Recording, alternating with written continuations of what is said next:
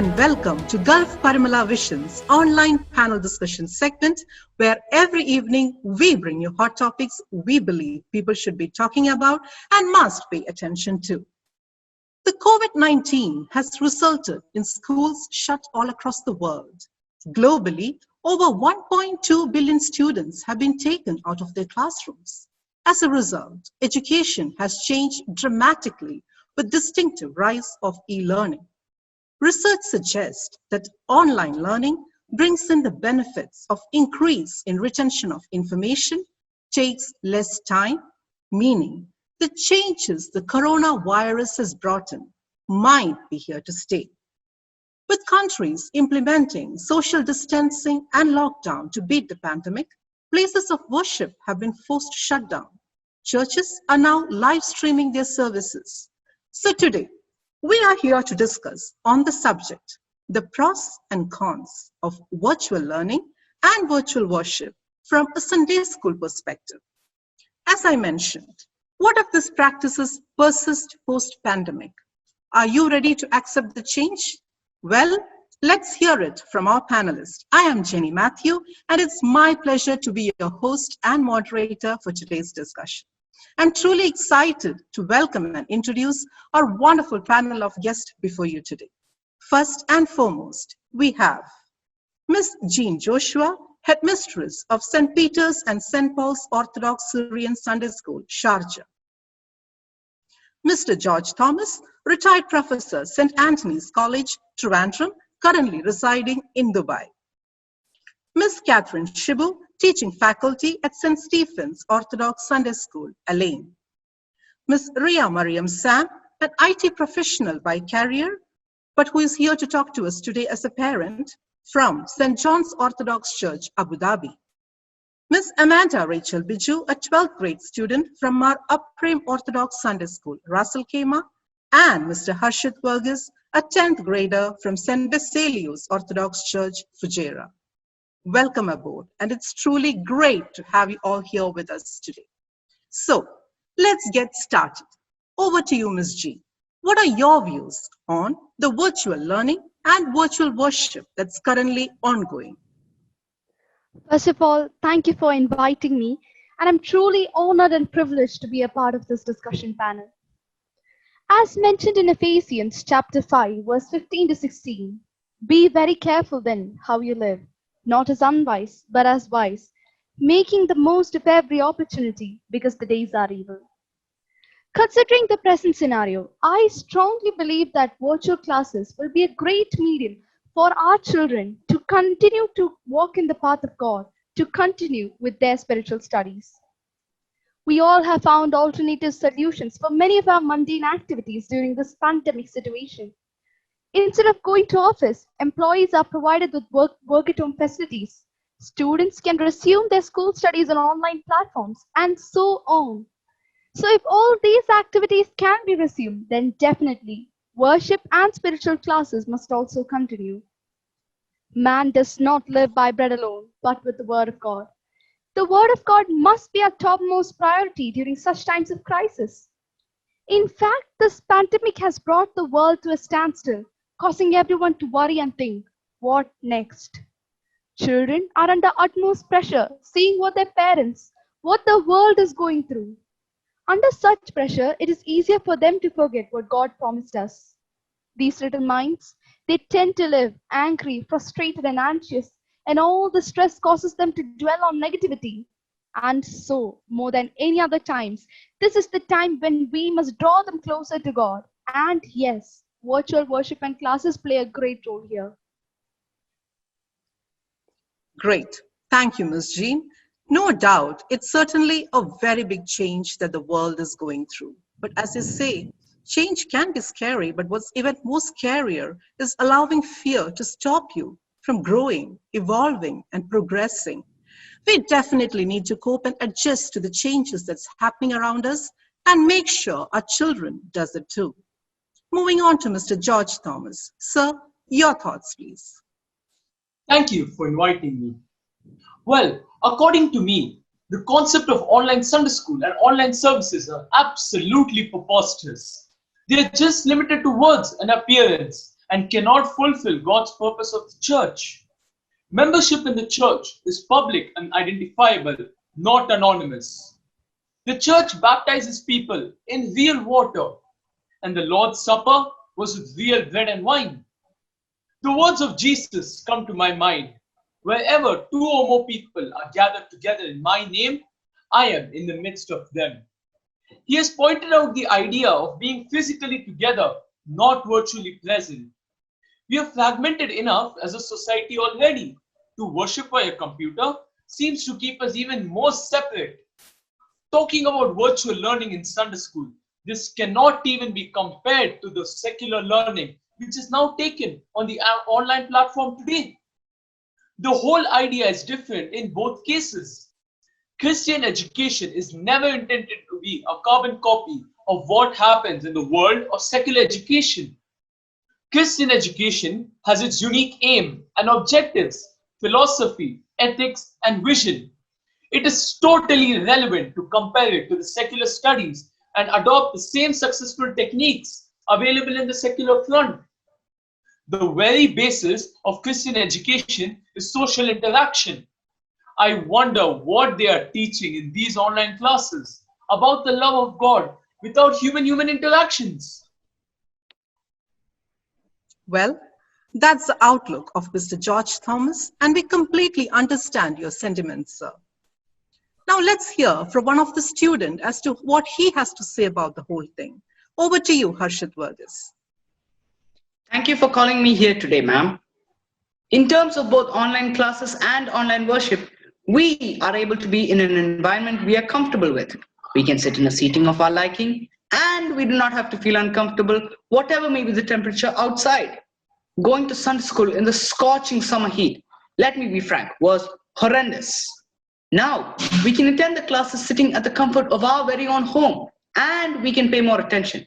Less noise, less distraction, and we aren't losing anything. We still get to worship every Friday as we did before. This is what I'm trying to say. The present generation, they do not understand the significance of going to church.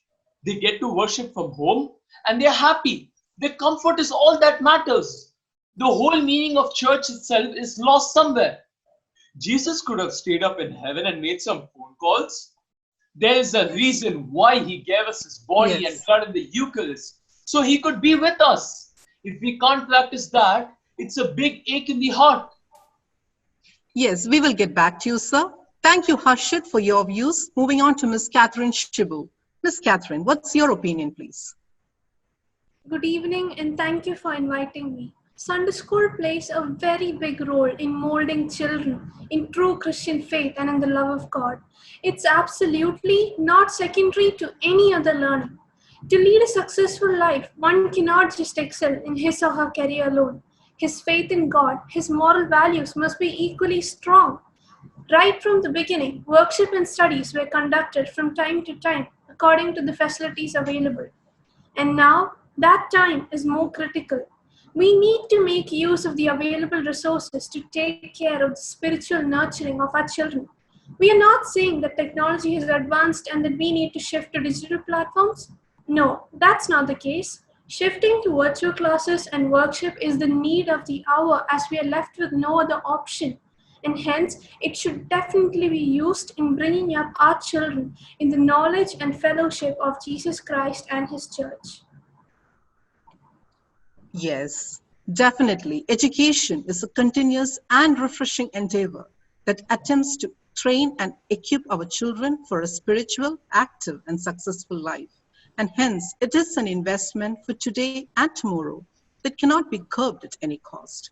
We should definitely make maximum use of all the resources available to bring up our children in the best possible way we can.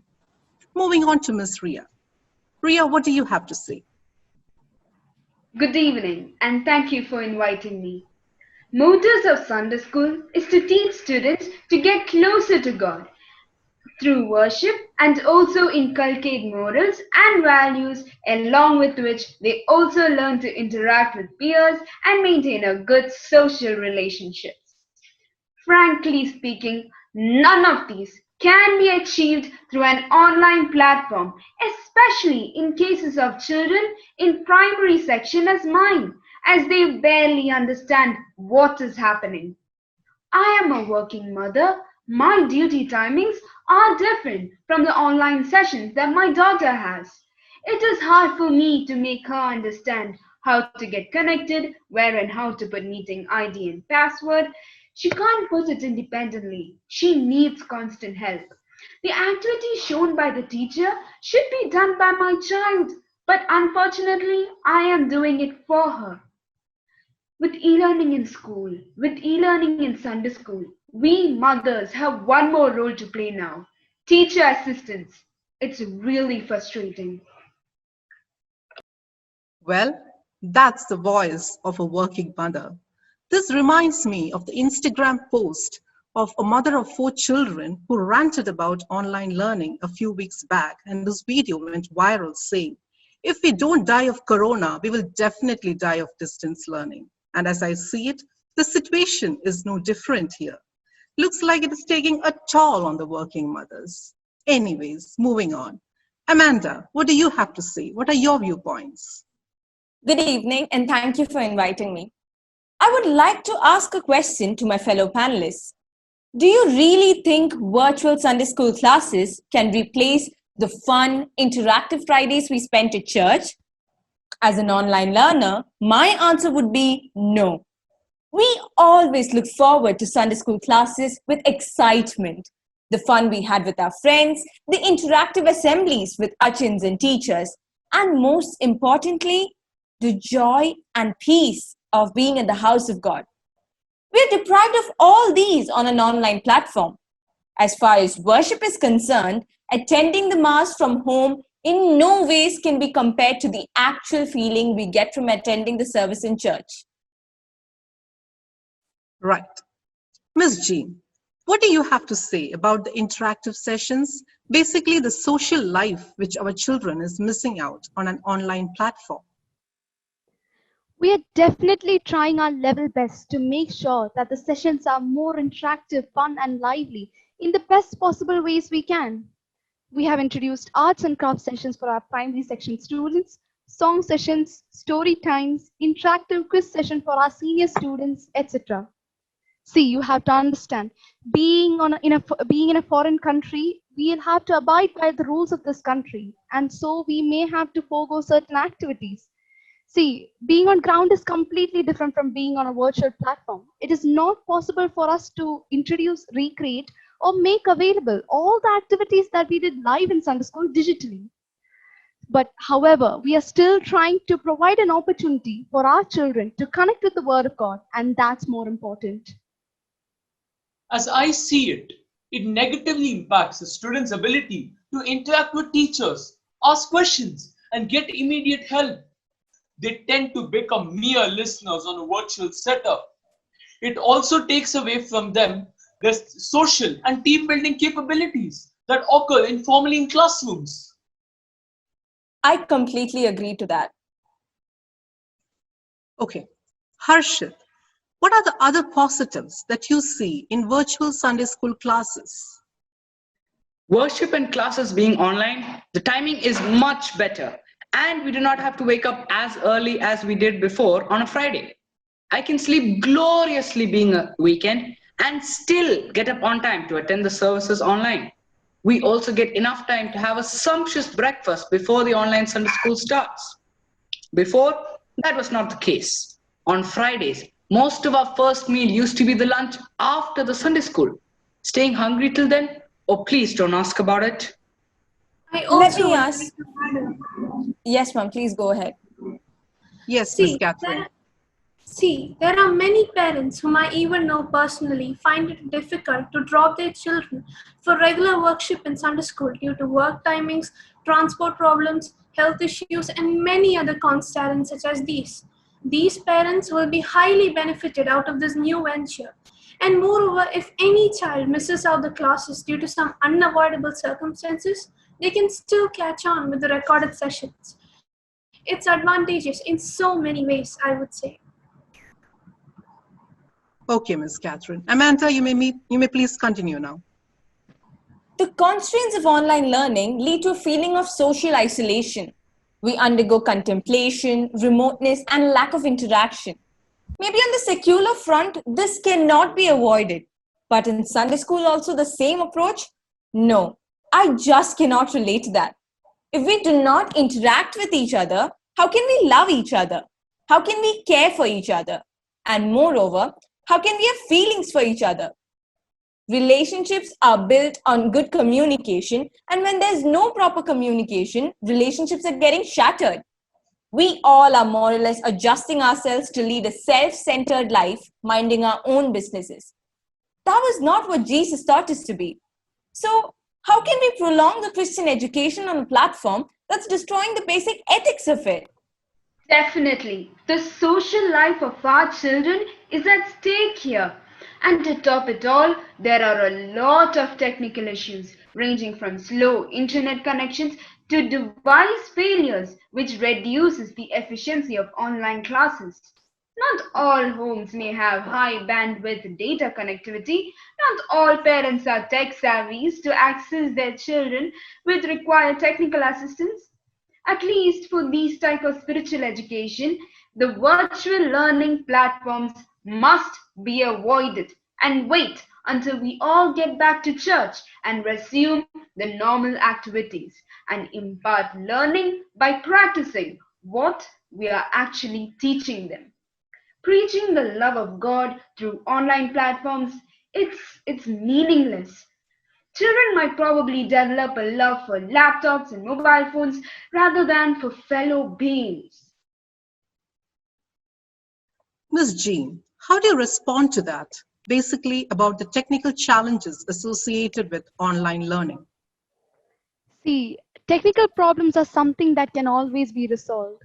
Please understand, we're all living in an era of accelerated technological progress, marked by new innovations, causing abrupt changes in the society day by day. And I believe that it is indeed necessary for us to train our children to keep pace with it. Basically, it all depends on one's mindset, whether to accept or to not accept the change. Very rightly said, ma'am. We are living in an era of technological boom. Any crisis forces us to change and adapt. And this change, for sure, is something that is here to stay longer. Virtual learning is the next generation learning. And I, for one, am glad that we are getting equipped for the same. Moreover, as I see it, even if we move out from Dubai after 10th grade, and if we still wish to continue 11th and 12th, virtual education will help us fulfill it. Recently, our church conducted virtual OVBS with children joining around from all the world. Such is the reach and exposure of virtual education. So when circumstances are giving us chances to grow and develop, why should we limit ourselves to classroom education? Harshit, virtual classrooms cannot replace the traditional classroom because it is by its very essence or nature, it's not completely real. The classroom is the real, tangible and touchable place to teach and to learn. It is a place where teachers engage students, encourage participation from the entire class, and expand on the thoughts and ideas raised by the students. These interactions cannot be duplicated in a virtual classroom. Our Sunday school education can be 100% effective only in a classroom environment. I would also like to point out that here, due to this online learning, our children are getting glued to laptops and mobile phones. Screen time is just so enormous. Many of them even misuse the gadgets under the shelter of virtual learning. A lot of radiation is emitted, which is bad for the children and can cause adverse health conditions, both mentally and physically in the long run. Sir, this is where the important role of parents comes into play. They need to supervise their children and see that they do not misuse their gadgets. It is their responsibility. We all are trying our level best to adapt to this new environment, and a mutual support here between the parents and teachers is expected. Okay, Ms. Catherine, right. The parents definitely have a very big role to play here. Coming back to you, Ms. Ria, what do you suggest as an alternative for the primary section students so as they still get connected with Sunday school activities in this pandemic period? I suggest to put up videos of Sunday school songs, Bible stories in class WhatsApp group so that the children can see them anytime during the week. Give them bi-weekly or monthly tasks related to art and crafts. Basically, handle it in a way that it does not torment the parent and the child. Thank you, Ms. Ria. Since we are running short of time, I have to pick on two of you for your closing remarks, please. Mr. George Thomas, how would you like to conclude today's discussion? The physical action of lighting a candle, saying a blessing, seeing the flame glow, and feeling its warmth cannot be replaced in a digital setting, and would therefore lose much of its significance and power in a virtual worship. And virtual learning definitely does not fulfill the purpose of Christian education. Thank you, sir. Over to you, Ms. Jean, for your closing remarks, please. All change is hard at first, messy in the middle, but gorgeous at the end. If it's not hard at first, then it's not a real change. Speaking from Sunday school perspective, I strongly believe that virtual classes will lead to the development of higher quality education and would enable our children to face new challenges, new environment with greater dynamics and uncertainty in the future. And until we can get back to being normal, we should find solace with virtual worship. Thank you, Ms. G, and thank you to all the panelists. So, this brings us to the end of a very healthy and wonderful conversation. To conclude, virtual platform is definitely the bridge to counter the deadlock the pandemic has put us in. It is the need of the hour to transform to virtual platforms today. COVID-19 has brought with it many opportunities in disguise, and this is one of them. And the world sees it as a new beginning. But from a spiritual front, what if these practices continue even after life gets back to normal? Wouldn't it affect the age-old traditions and customs of our religion, its purity and sanctity? Wouldn't our children be deprived of the fun and joy of going together and learning together? Or, as any other change, will we simply adjust and adapt ourselves and blend with the new norms? Well, let's wait and watch. Only the future holds the answer to this. Thank you for joining us today. Take care and stay safe.